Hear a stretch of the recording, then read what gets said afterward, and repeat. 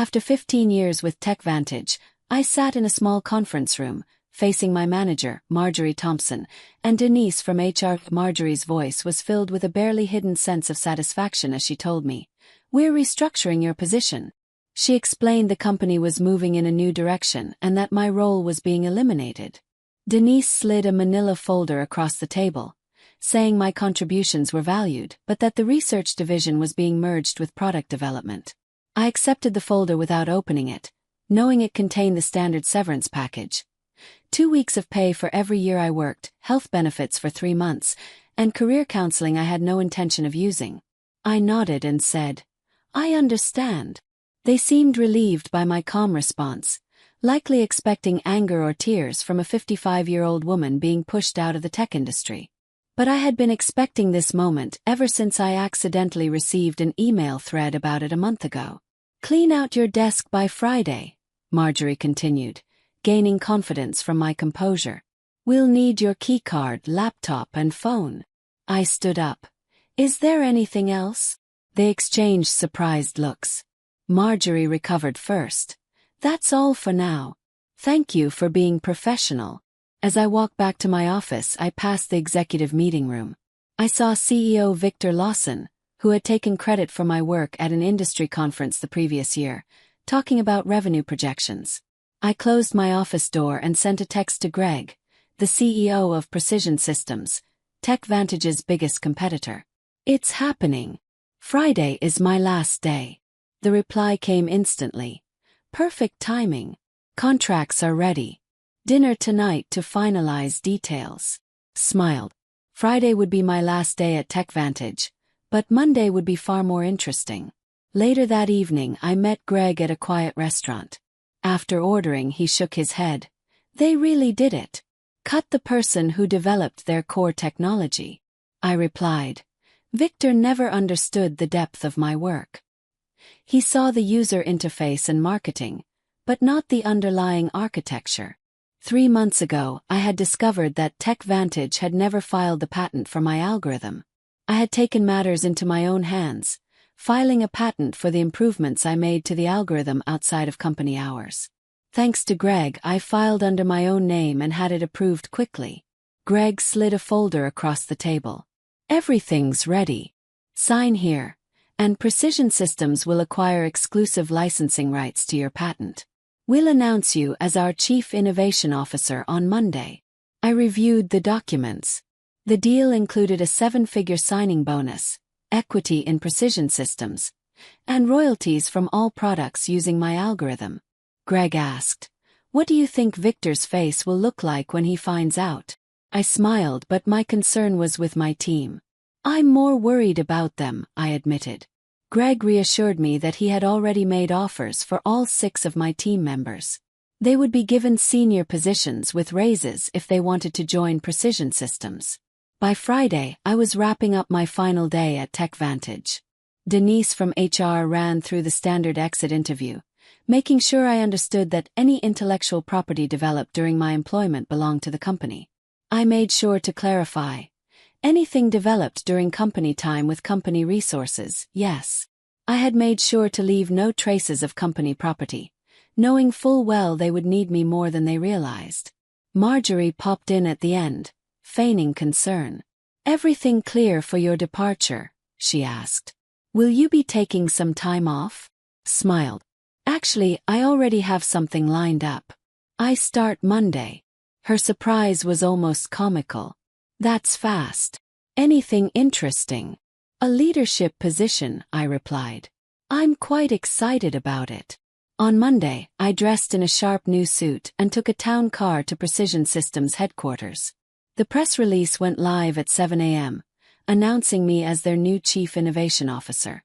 By 9:15 a.m., I received a text from Miguel, my lead developer at TechVantage. "Complete chaos here. What did you do?"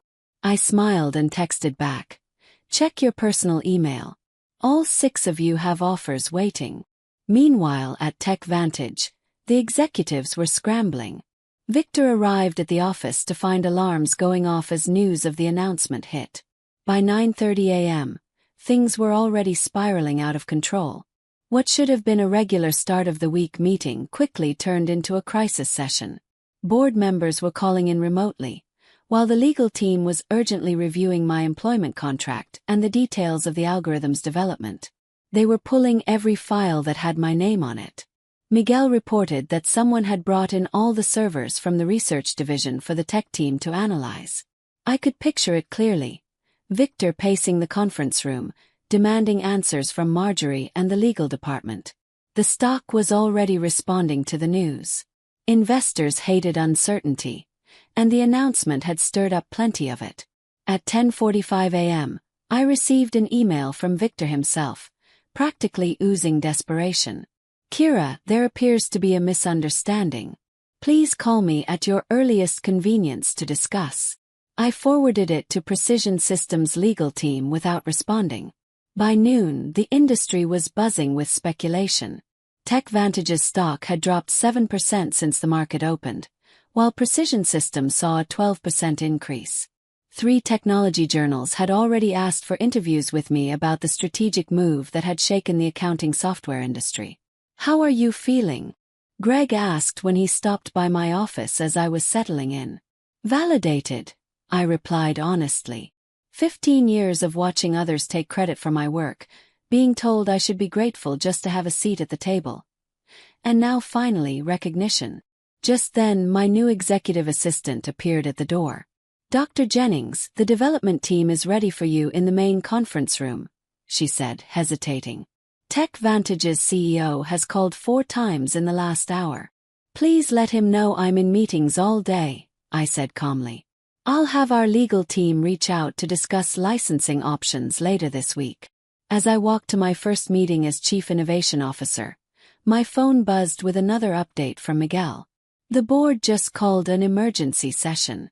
Victor looks like he's about to explode. P.S. My team and I accept your offer. When can we start?" By Tuesday morning, the full impact of my departure had hit TechVantage. Their flagship product, AccountSphere, relied entirely on my algorithm to process massive datasets that gave it an edge over competitors. Without licensing rights to my patent, they faced 2 unappealing options: negotiate with Precision Systems or rebuild their core technology from scratch, a process that would take years and cost millions. Miguel texted that Victor had called an all-hands meeting for 2 p.m. It was his last day at TechVantage. He and my former team would be starting at Precision Systems next Monday. "Rumor is they're going to try to sue you." I forwarded the message to our legal department. They responded almost immediately. "Let them try. Your documentation is impeccable. Development logs, timestamps, personal equipment usage. Everything is clearly established. We've prepared for this." Meanwhile, I was settling into my new role with ease. The respect I received at Precision Systems was a stark contrast to my final years at TechVantage. In meetings, people actually listened to me. My ideas weren't being stolen and repackaged by male colleagues. My age and experience were seen as assets, not liabilities. "The engineering team is implementing your efficiency improvements," Greg told me during our afternoon briefing. "Early testing shows a 51% performance boost, better than we projected." I had several refinements I never shared with TechVantage, I admitted. After I found out they were planning to eliminate my position, I saw no reason to give them my best work. "Their loss, our gain," Greg said with a satisfied smile. Speaking of which, the first licensing inquiry came in that morning, not from TechVantage, who were still in denial, but from Data Flow Systems. They were worried about being caught in the crossfire.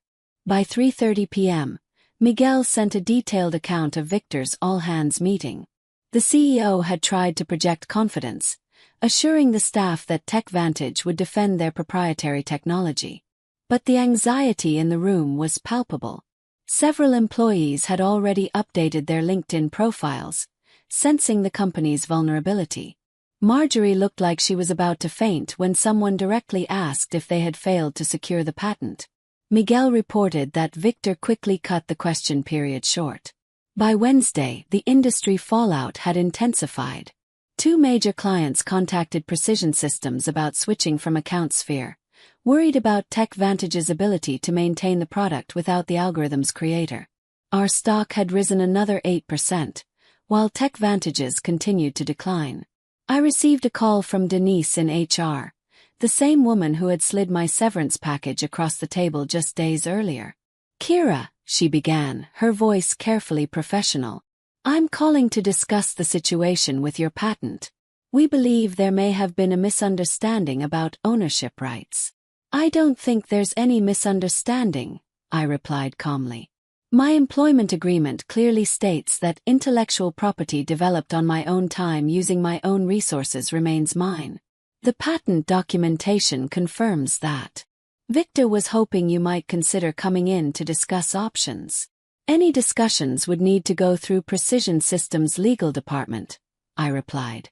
"I'm sure they'd be happy to set up a meeting to discuss licensing terms." The silence on the other end was deafening. Finally, Denise sighed. "I'll pass that along."